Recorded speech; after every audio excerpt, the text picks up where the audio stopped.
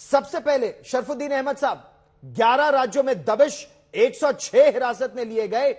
यह अपने आप में क्या बहुत बड़ी चिंता की बात है, या इससे बड़ी चिंता की बात यह है कि लोग इस्लामिक कट्टरपंथियों के समर्थन में, एनआईए के विरोध में नारे लगा रहे हैं?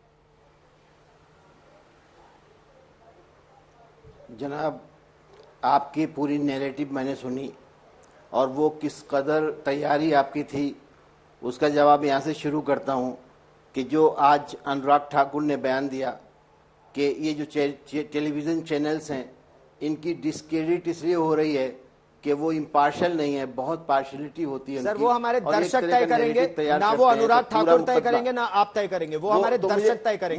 मुझे कहने तो दीजिए। आपको 1 घंटे से आप एक नैरेटिव पेश कर रहे हैं उसका जवाब मुझे देने दीजिए। नहीं, आप जरूर जमाने का मुअर्रिख जब कलम अपना उठाएगा, सुनिए अब थोड़ा सा सब्र कर लीजिए, आप बहुत देर बोलते रहे हैं। जमाने का मुअर्रिख जब कलम अपना उठाएगा, वफादारी और गद्दारी के मानी वो बताएगा। वो संगठन जिनकी आप पैरवी में इस कदर निकल पड़े हैं उनके ऊपर 3 बार पाबंदी इसी मुल्क के कानून अरे के सर तहत सुनिए लगी है। ना हमें गद्दारी का सर्टिफिकेट चाहिए, ना हमें वफादारी का सर्टिफिकेट चाहिए। हम देश को सर्वप्रथम रखते हैं, जितने हम देश को सर्वप्रथम रखते हैं। देश नहीं है आपके हाथ में एक ऐसा चाबुक आ गया है जिससे कि आप एक कम्युनिटी की पीठ पे आप फ्लॉगिंग कर रहे हैं। आप बात पूरी ऐसी कह देते हैं। पूरी कम्युनिटी को क्यों लपेट रहे हैं आप? पूरी कम्युनिटी को क्यों लपेट रहे हैं आप? पूरी कम्युनिटी पीएफआई है। आपने पूरी कम्युनिटी पीएफआई है। आपने इतने ऑर्गेनाइजेशंस के नाम दिए जिनको आपने चुन के नाम दिए। गुलाम सरवर जी, क्या पूरी कम्युनिटी पीएफआई है के पास? आप जो है आप जो यही तो बात है कि आप चाहते हैं कि हम बार भी करते रहें और आप भी ना हो। आपकी आवाज आप दबा देना चाहते हैं। हम आवाज किसी की नहीं दबाते, लेकिन हम अनर्गल बातें भी नहीं सुनने में समय, देखिए समय सीमित है। आप अनर्गल, आप समय सीमित है। आपसे मैंने पूछा कि पीएफआई के समर्थन में जो लोग आ रहे हैं, क्या ये चिंता की बात है? आपकी कोई रिसर्च नहीं है और आपको बुरी इसलिए लग गई, इसलिए हम आपका एक्सपोजर करने के लिए काफी बातें जानते हैं, इसलिए मैं ये बात आपको बुरी लग रही है कि आप मेरी आवाज भी दबा रहे हैं। आप बहुत इज्जतदार अंदाज में बुलाते हैं और फिर पीठ पे आप तथ्यों पर बात नहीं करना चाहते तो बात नहीं कहने देते हैं। सर्टिफिकेट तो इस देश में केवल अदालत देती है और अदालत बताएगी कि पीएफआई देश के पक्ष में है या देश तोड़ने की बात कर रहा है। आप अनर्गल बातें करते रहिए, लेकिन समय हमारे पास सीमित है। लेकिन मैं आपसे जानना चाहता हूं, गुलाम सरवर जी, ये कह रहे पूरी कम्युनिटी को बदनाम किया जा रहा है। क्या पूरी कम्युनिटी पीएफआई है या कम्युनिटी की आड़ में ये लोग अपनी दुकान चला रहे हैं? देखिए, बातें अगर गोल गोल घुमाई जाएंगी तो पूरी कम्युनिटी जो है ना वो कंफ्यूज होकर रह जाएगी। अब तक यही हुआ इस मुल्क में, कंफ्यूज करने की कोशिश की जाती है। शरफुद्दीन साहब बड़े वकील हैं, सीनियर हैं, हमारे भाई हैं। इनकी पार्टी पर भी कई बार निजी, ये मैं इनफरादी बता रहा हूं अभी जी, कई बार मैंने जो रिसर्च किया तो मुझे लगा कि पार्टी कुछ विशेष सोच के साथ है, क्योंकि इनकी पार्टी के उम्मीदवार के प्रचार में मैं हिस्सा ले चुका हूं कि शुरू के जमाने में, आज से 8, 10, 12 साल पहले, 10 साल पहले लगभग, इनकी पार्टी के लोगों के साथ मैं मीटिंग शेयर कर चुका हूं। लेकिन कभी हम जैसे लोगों को पार्टी ने अपने करीब आने नहीं दिया।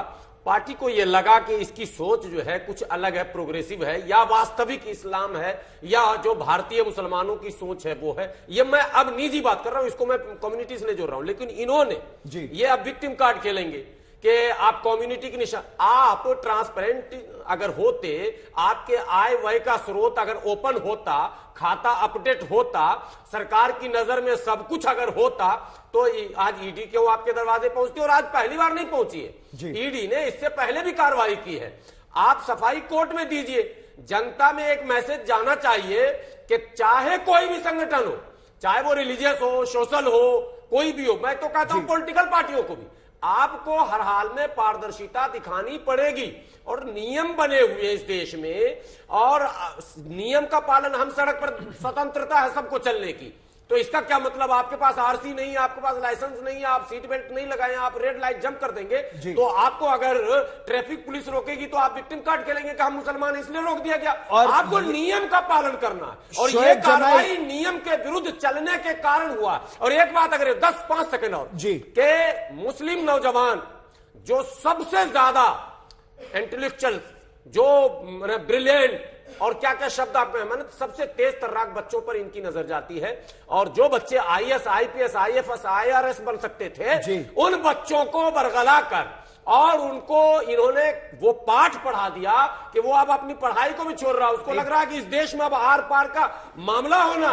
बताइए, बहुत पते की बात कर रहे हैं भारत में, बहुत पते की बात आप कर रहे हैं, और संविधान से ही चलना है इस देश को। संविधान से चलेगा भारत, और अस वर्सेस देम करने की शरफुद्दीन जी कोशिश मत करिए। सुरेंद्र राजपूत जी, क्या कांग्रेस ये क्यों मानती है कि ये सब जो किया जा रहा है किसी मुद्दे से ध्यान भटकाने के लिए किया जा रहा है? गौरव भाई, अगर आपने आज राहुल गांधी जी की प्रेस कॉन्फ्रेंस सुनी हो और उसके बाद पवन खेड़ा जी का ट्वीट भी देखा हो, तो मेरे ख्याल से आपकी बातों में और उनकी बातों में एक अलगाव। हम तो बहुत स्पष्ट रूप से किसी भी प्रकार की कट्टरवादिता का घनघोर विरोध करते हैं। किसी भी तरीके की कट्टरवादिता हो, उसका कांग्रेस में कोई स्थान नहीं है, देश में कोई स्थान नहीं है, देश के संविधान में कोई स्थान नहीं। सारी चीजें, सारी के जितने भी कट्टरवादी ऑर्गेनाइजेशन है, उनके खिलाफ तो कठोरतम धाराओं में कार्रवाई होनी चाहिए। एक बात। दूसरी बात, ये मुद्दा राजनीतिक कहां है? इस मुद्दे पर तो राजनीति होनी ही नहीं चाहिए। जो भी इस मुद्दे पर राजनीति करेगा, निश्चित तौर पर वो देश का भी विरोध करेगा, संविधान का भी विरोध करेगा, चाहे वो चैनल वाले लोग हों, और चाहे वो किसी पार्टी के लोग हों, और चाहे वो किसी ऑर्गेनाइजेशन के लोग हों। पीएफआई पर तो बैन पहले हम लोगों ने मांग भी की है, कर्नाटक से भी लेटर आया है। हाँ, एक चीज और जरूर आई है कि आज तक क्या नाम सुप्रीम कोर्ट में केंद्र सरकार ने हलफनामा दिया कि पीएफआई तो सांस्कृतिक संगठन है।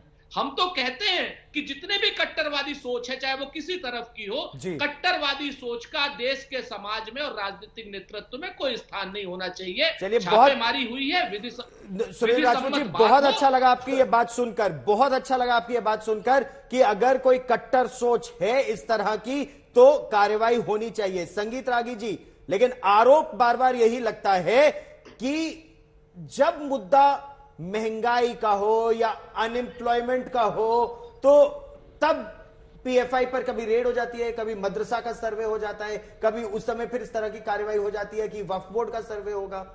यह केवल ध्यान भटकाने की साजिश है। देखिए गौरव जी, महंगाई, बेरोजगारी एक अपने मुद्दे हैं, वो बिल्कुल चलते हैं, और उसकी तुलना मुझे लगता है कि बहुत एक इन्फॉर्म डिबेट होना चाहिए कि दुनिया में इन्फ्लेशन क्या है, ब्रिटेन में कितना इन्फ्लेशन है, अमेरिका में कितना इन्फ्लेशन है, चाइना के अंदर कितना इन्फ्लेशन है, और हमने अपने यहाँ इन्फ्लेशन बहुत अच्छे तरीके से कर रखा है, बड़ा है। तो आप ये कह रहे हैं कि दूसरी बात तुलना नहीं करनी चाहिए। दूसरी बात, लेकिन महंगाई, बेरोजगारी एक मुद्दे अपनी जगह है। साथ में देश को बचाना है तो आपको एक कोरोना जैसी बीमारी है, और वो है रेडिकलाइजेशन ऑफ मुस्लिम कम्युनिटी, जिसमें सारे मुसलमान शामिल नहीं है। मुसलमानों का एक हिस्सा है जिसको ओवैसी जैसे लोग, पीएफआई जैसे लोग, एसडीपीआई जैसे लोग, ये सारे संगठन जो हैं वो इस प्रकार रेडिकलाइज कर रहे हैं। ये एक सच्चाई है। ठीक, केरल की सरकार ने खुद कहा है, केरल में तो वामपंथी सरकार है, लेकिन दिक्कत क्या होती है कि जब इनके खिलाफ रेड पड़ता है तो ये सारे के सारे संगठन इनकी तारीफदारी में आ जाते हैं। जब आप देखिए, आप बांग्लादेशी मुसलमानों को जब यहां से निर्वासित करने की बात आई थी, तो कांग्रेस पार्टी से लेकर के जितने गैर भाजपाई पार्टी थे वो सारे आकर के खड़े हो गए।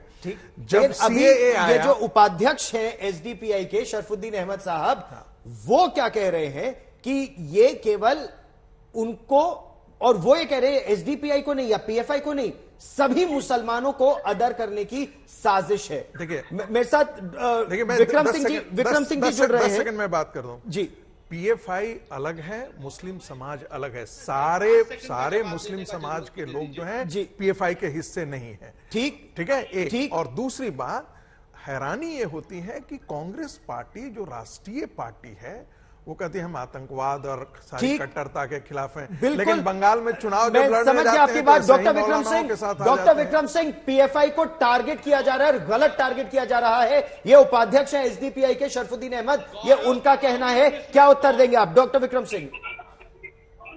विगत 2 सालों से गौरव जी आप डिस्कस कर रहे हैं कि एंटी सीए एजिटेशन में 120 करोड़ का चंदा, दिल्ली दंगों में पीएफआई का हाथ, बेंगलुरु दंगों में पीएफआई का हाथ, इसके अलावा सरतन से जुदा में जहां देखिए जो हिजाज की कंट्रोवर्सी हुई उसमें पीएफआई का पीछे कहीं हाथ। और अगर इसमें छापे पड़े हैं तो इसका स्वागत करना चाहिए। महंगाई और बेरोजगारी तभी दूर होगी जब देश रहेगा। जब देश को खोखला कर देंगे तो जब देश ही नहीं रहेगा तो कैसी महंगाई और कैसी बेरोजगारी। मेरा निवेदन होगा कि महत्वपूर्ण बात की आपने।